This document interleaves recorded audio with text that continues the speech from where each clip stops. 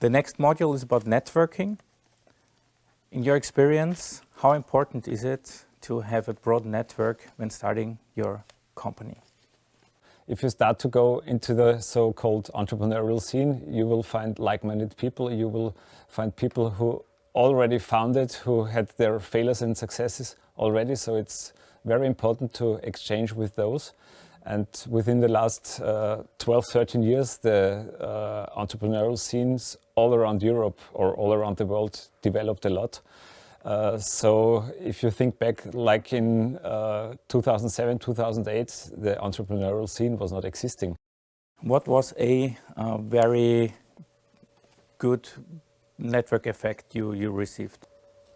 Oh, this is a very good question. Well, definitely meeting Katzi and Hermann.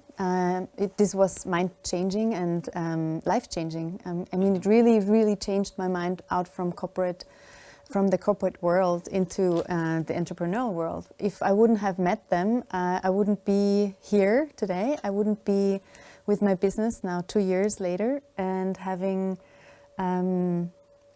found my talent, having found my passion, and having found people who I connected with. How do you find the right investors for your startup? So I don't have investors right now. I'm sharing my company with an IT company.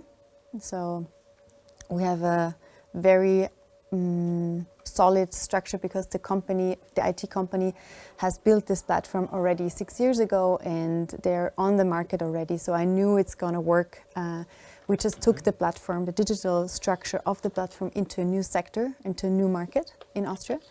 So this was actually given to me, so I haven't had the big question of if I take an investor inside. Do you plan raising money? Currently not. We're not in the state right now, but if we want to go the international way, we're definitely thinking about it. But right now on the German market, we don't need an investor. Regarding investor, first of all, you need to be very careful with choosing your investors. Because if somebody is investing in your company, it's supposed to be a long-term relationship, and it's like a marriage that you should really choose wisely and maybe not take the first investor. The investor should be completely aligned with your vision and should not be just driven to have the best possible financial outcome for him or herself. So to reflect about a common vision is key, especially in the very beginning. And what I also learned, that you should not give too much equity away in the very beginning, because very often you might need co-investors or other investors, and when you already put away too many shares, then it will be much more difficult in the future. Where can I get investment from? The scene developed very much further in the last years. So what I suggest is, first of all, that you go to a lot of networking events, that you go events in the entrepreneurial scene. For example, there is an Austrian Angel Investors Association, which was founded, I think, about 10 years already. So you will find investors there. You have a lot of startup magazines right now, where if you start to contact them, you will get new contacts.